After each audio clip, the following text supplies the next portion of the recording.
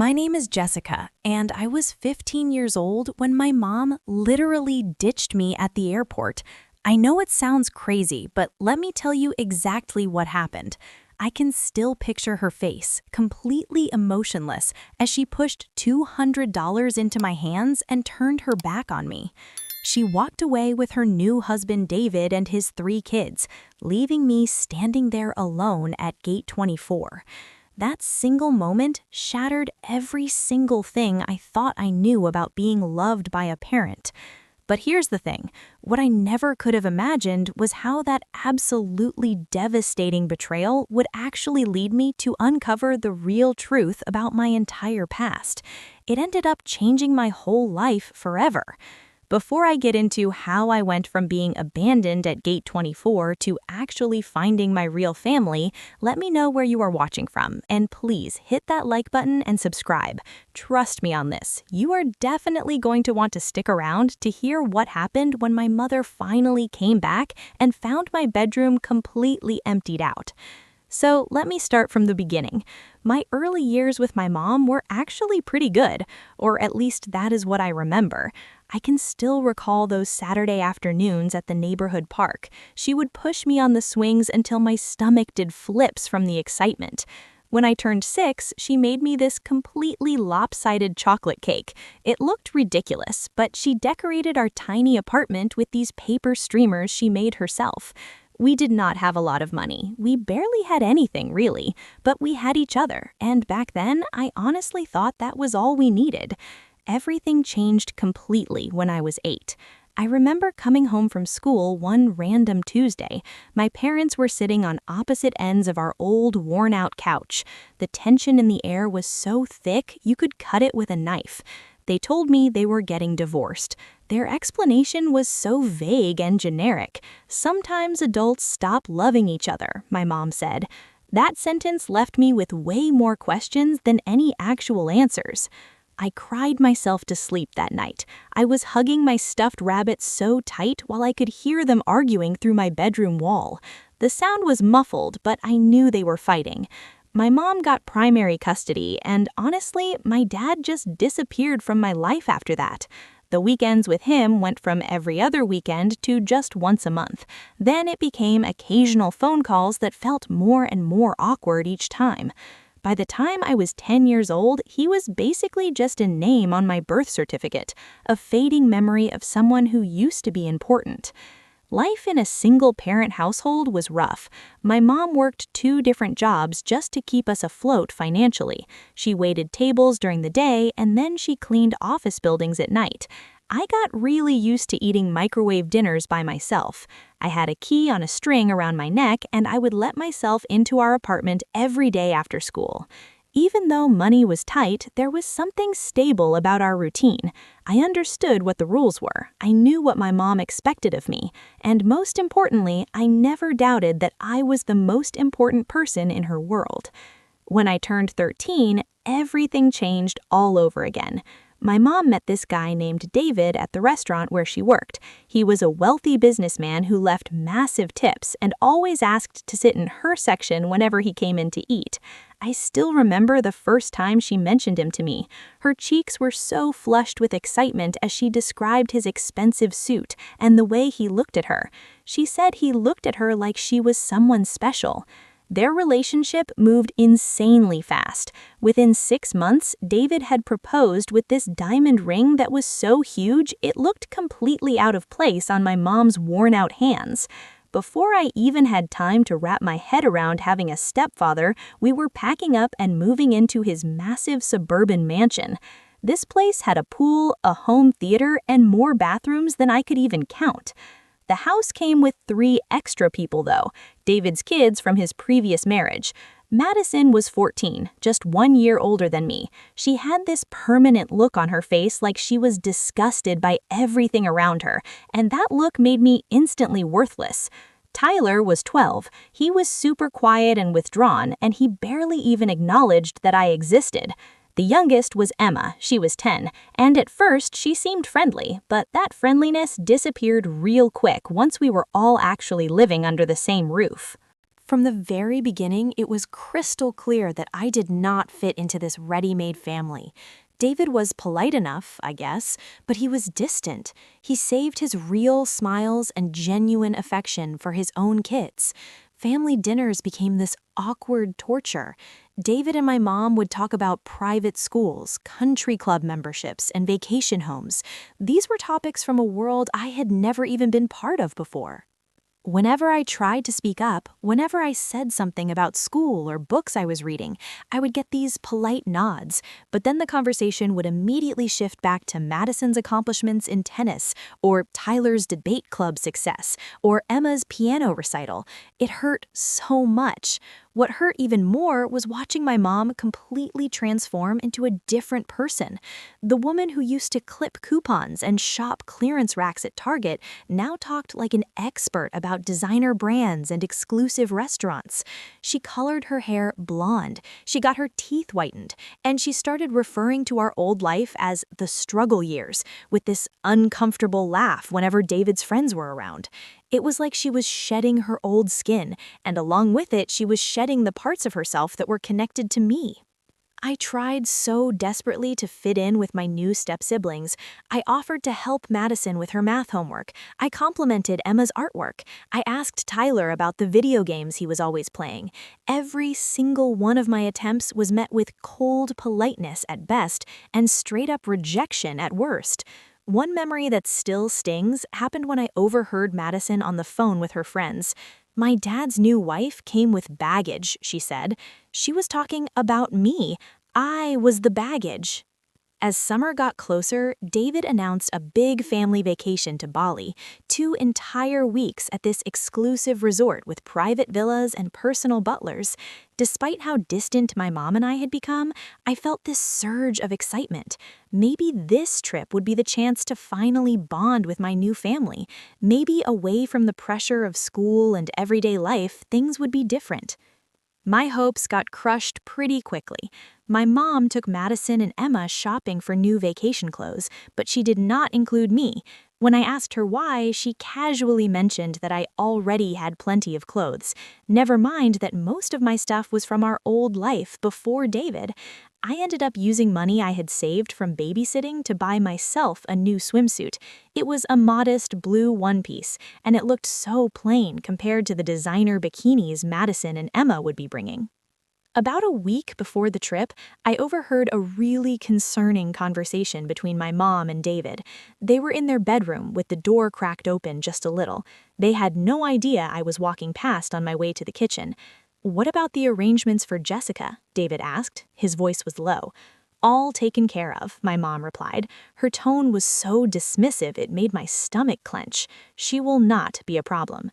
When I asked her about it later, she brushed off my concerns with this breezy response. "Just trip details, honey. Nothing for you to worry about," she said. The morning of our departure was complete chaos. The house was buzzing with activity. Suitcases were being loaded into David's luxury SUV. I noticed that my passport was not with the stack of travel documents sitting on the kitchen counter, but when I mentioned this to my mom, she muttered something about having it in her purse and rushed me along. Looking back now, I should have seen all the warning signs.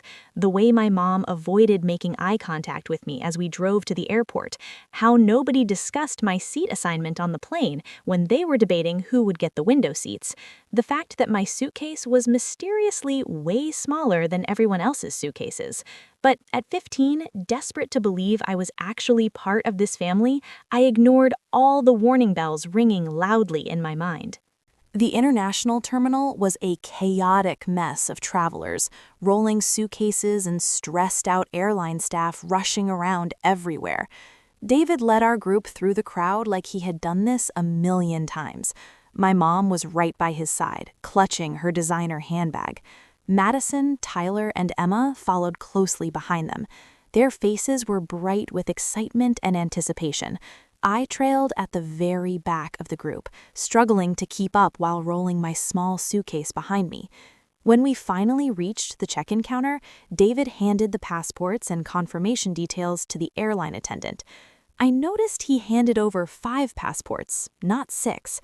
A knot formed in my stomach as I watched boarding passes being distributed to each family member, everyone except me. "Excuse me," I said, stepping forward. "I think you forgot my boarding pass." The airline attendant looked confused. "I only have 5 passengers listed for this reservation," she said. David cleared his throat. "Your mother needs to speak with you about that," he said. "We will go ahead to security."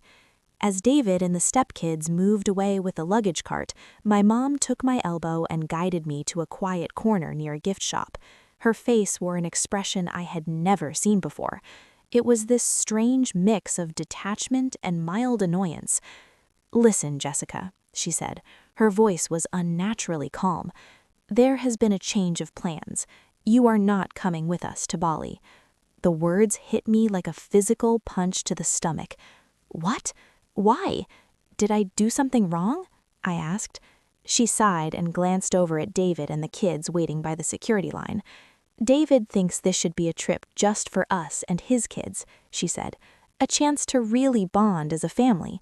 "But I am family too," I protested. My voice was cracking. "Do not make a scene," she hissed. My mom dug into her purse and pulled out a stack of cash. She pressed it into my hand. "Here is $200, she said. "You can figure it out. Just take an Uber home." I stared at the money in complete disbelief. "You are leaving me at the airport? Alone?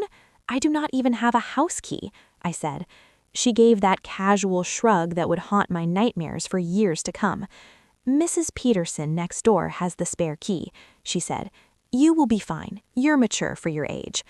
Tears filled my eyes as the full reality of what was happening crashed over me like a wave. "Mom, please," I begged. "You cannot do this to me." "David is waiting," she said, glancing nervously toward the security checkpoint. "This vacation is really important for our future, Jessica. Sometimes we all have to make sacrifices." A sacrifice would be giving up a concert ticket or postponing a shopping trip, I said. Anger was finally breaking through my shock. "This is abandonment." She flinched when I said that word, but she quickly composed herself. "Do not be so dramatic," she said. "It's just 2 weeks. The refrigerator is stocked, and I left money for pizza in the kitchen drawer." She leaned in and planted this quick, dry kiss on my forehead. "I'll call you when we land," she said. And with that, she turned around and walked away. Her designer heels clicked on the airport tile as she rejoined David and the stepkids. I watched in stunned silence as they went through security. My mom never once looked back at me. Madison caught my eye briefly, and she smirked before they all disappeared from view. I stood there frozen to the spot. The $200 was clutched in my trembling hand. All around me, the airport continued its normal rhythm. Travelers were rushing to their destinations, families were hugging goodbye, airline announcements were echoing overhead. But for me, time seemed to completely stop as the full magnitude of my mother's betrayal sank in. The tears came without any warning. They were hot and fast, streaming down my face as I sank onto a nearby bench. A few people walking by gave me curious or concerned glances, but nobody stopped to help. In an airport, a teenager crying was just another piece of the landscape, easily overlooked and quickly forgotten. I spent the next hour in a complete daze. I watched the departure board as their flight status changed from boarding to departed. Each update was like another twist of the knife in my chest. I tried calling my mom's cell phone over and over again, but every single call went straight to voicemail. My text messages showed as delivered, but they remained unanswered. "Having fun at the airport?" I finally texted. Anger was temporarily overwhelming the hurt. Hope abandoning your child was worth the first-class upgrade. No response came, not that I really expected one at that point. By now, my mom would be settling into her seat, probably sipping champagne next to David, relieved to have shed the burden of her previous life, and that burden was me. As afternoons stretched into evening, my situation became more and more precarious. An airport security officer approached me as I sat in the food court. I was nursing a soda I had purchased just to justify occupying the table. "Everything okay, miss?" he asked. His expression was a mix of suspicion and concern. "You have been sitting here for several hours now." "I am waiting for my ride," I lied, avoiding his eyes. "They got stuck in traffic." He seemed unconvinced, but he nodded and moved on after telling me not to leave my bag unattended. I felt this new wave of humiliation wash over me. How could I possibly admit that my own mother had abandoned me? The words were stuck in my throat, held back by this combination of shame and lingering loyalty. Around 8 o'clock in the evening, I made my way to an airport restaurant that was still open. I sat at the counter and ordered the cheapest thing on the menu, a side of fries, to conserve my limited funds. The server, a woman with kind eyes and a name tag that read Gloria, brought my food and then paused. She was studying my face. "You okay, honey?" she asked. Her voice was so gentle. "You look like you have been crying." I attempted a smile that probably looked more like a grimace. "I am fine," I said, "just a long day." She did not push further, but she returned a few minutes later with a chocolate milkshake that I had not ordered. "On the house," she said with a wink. "Whatever's going on, sugar and chocolate never hurt." Her small act of kindness nearly broke me completely. I thanked her through the lump in my throat. As I scrolled through my phone contacts looking for someone, anyone who might help, a name caught my eye that made my heart skip a beat. Dad? I had not spoken to him in over 3 years. Our last conversation had been this brief, awkward phone call on my 12th birthday. After that, he seemed to just disappear completely. My mom had always implied that he was not interested in being part of my life. "Your father has moved on," she would say whenever I asked about him. "Some men just aren't cut out for parenthood." I stared at his contact information. My thumb was hovering over the call button. What if he rejected me too? What if my mom had been telling the truth and he wanted nothing to do with me? The thought of another abandonment felt absolutely unbearable. With trembling fingers, I pressed the call button and held my breath as the phone rang. Once, twice, 3 times. I was about to hang up when this deep voice answered. "Hello?" The sound of his voice, so familiar yet so strange, momentarily robbed me of the ability to speak. "Hello, is anyone there?" he asked again. "Dad," I finally managed. My voice was small and uncertain. There was a pause, and then he said, "Jessica, is that you, sweetheart?" The concern in his voice cracked something open inside me. "Dad, I need help," I said. And then the whole story came pouring out in this rush of words punctuated by sobs. The remarriage, the move, the airport, the $200. By the end, I was barely coherent. "She left you alone at the airport?" His voice had changed. There was this hard edge replacing the initial shock. "Where are you now?" I told him, half expecting him to offer to call a social service agency or maybe wire me money for a hotel. "Stay exactly where you are," he said firmly. "I am coming to get you myself. It will take me about 3 hours to reach you. Can you stay safe until then?" "You're coming here?" I asked. Disbelief was evident in my voice. "You don't have to do that. Maybe you could just help me get home." "Jessica," he interrupted, "I am coming to get you. Period." The 3-hour wait felt both endless and completely surreal.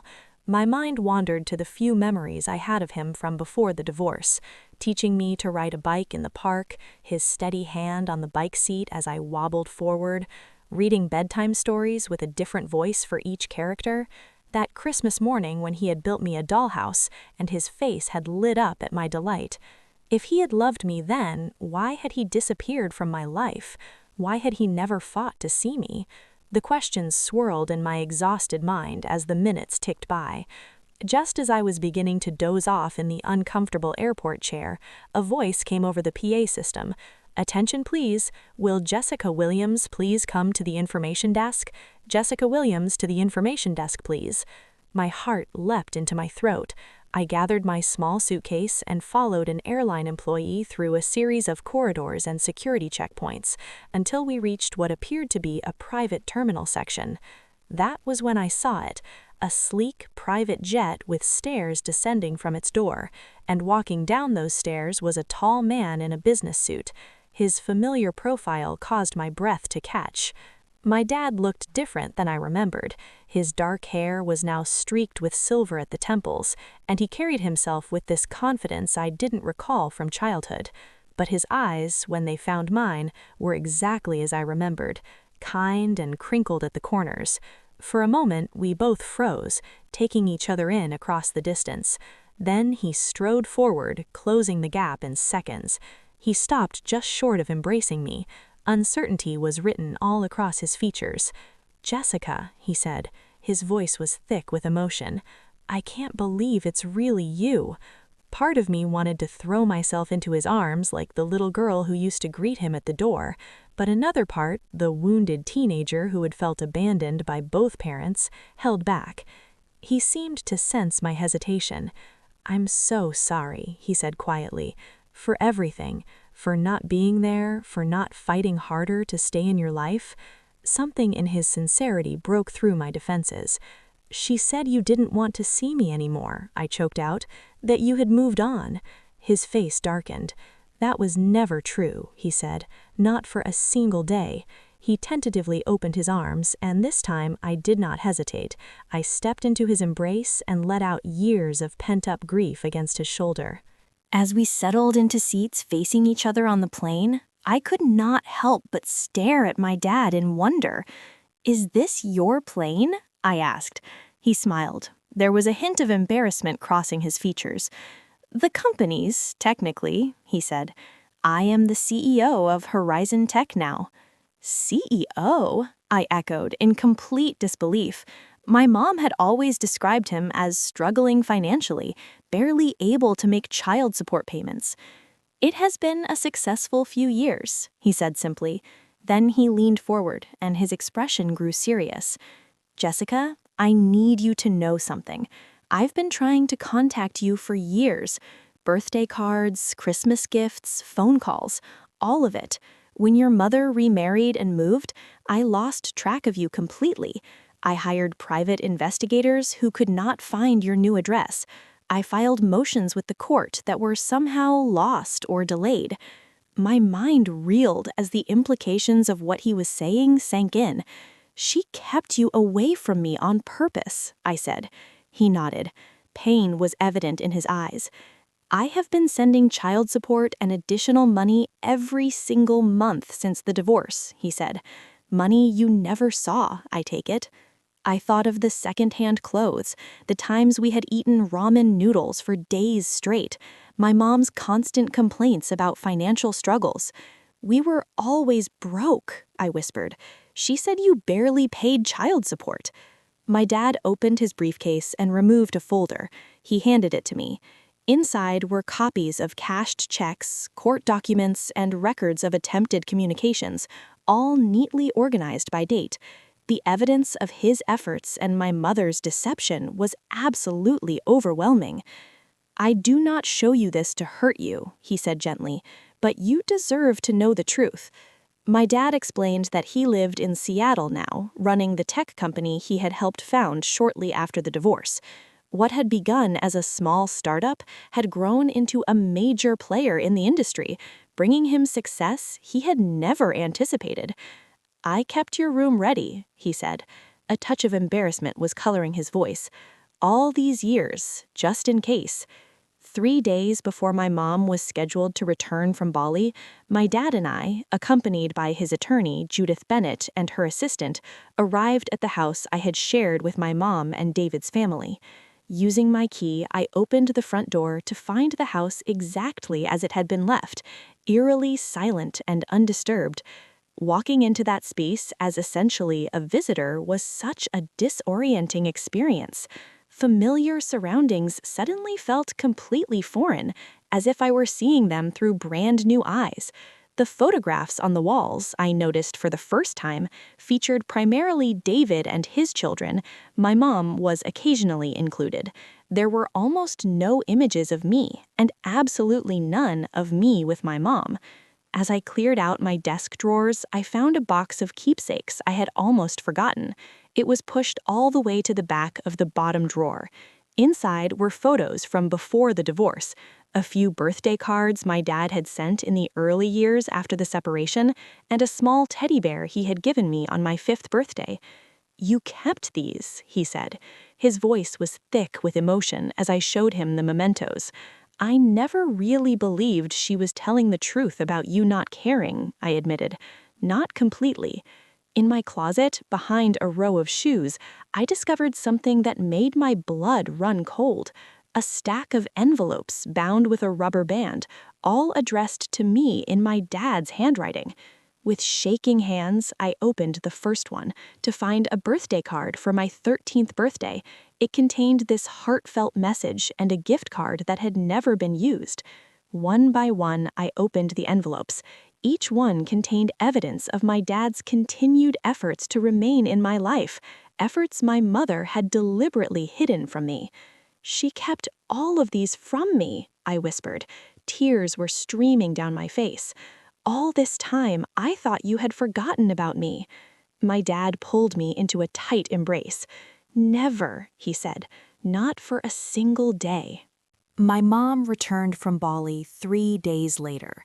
Within hours, my phone exploded with notifications, a barrage of increasingly frantic messages. "Where are you? Why is your room empty? Call me immediately."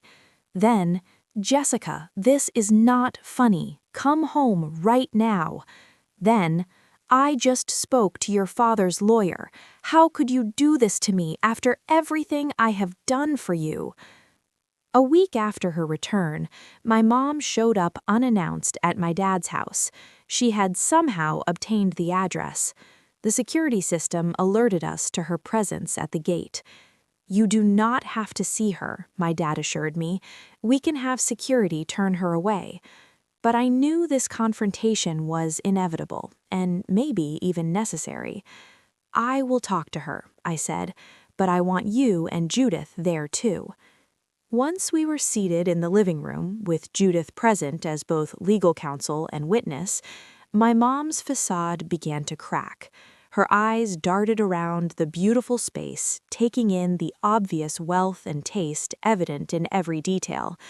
"So this is what this is about," she said with this brittle laugh. "He has lured you away with promises of luxury. I should have known."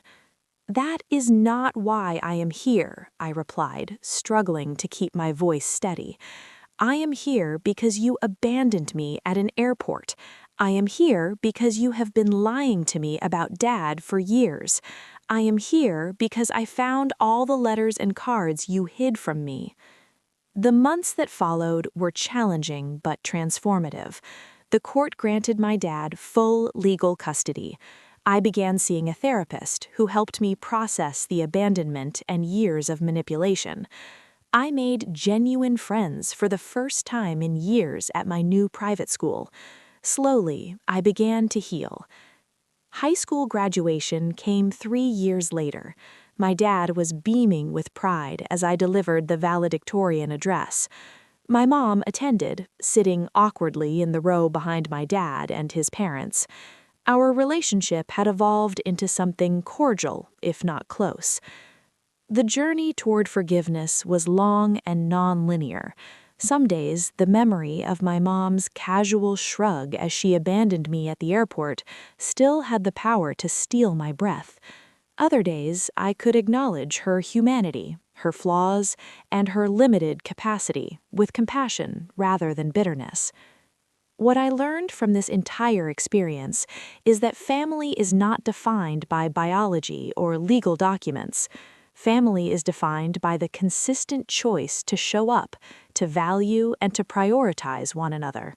My dad taught me that through his actions. My mom, in her absence, confirmed it. If you have ever felt abandoned or betrayed by someone who should have protected you, know that your worth was never determined by their failure. Their limitations are not your destiny. Family can be found and created in unexpected places if you remain open to connection, even after heartbreak. Karma caught up with my mom eventually. David divorced her 2 years after I left, once he realized she had misappropriated my child support for her own lifestyle. She lost the mansion, the country club membership, and the social status she had sacrificed me to obtain. She ended up alone, exactly what she had feared most. Meanwhile, I thrived with my dad, graduated top of my class, and built a life filled with genuine love and connection. In the end, justice prevailed. The person who chose status over love learned that relationships built on lies and abandonment eventually crumble, and the daughter she discarded, I found my true family and learned that real love never abandons you, even when you are standing alone at gate 24. Thank you for listening to my story. If it resonated with you in any way, please like this video and subscribe to my channel for more reflections on resilience and healing. Have you ever had to create boundaries with family members who hurt you? I would love to hear your experiences in the comments below. Remember, your story matters, and you are never as alone as you might feel in your darkest moments.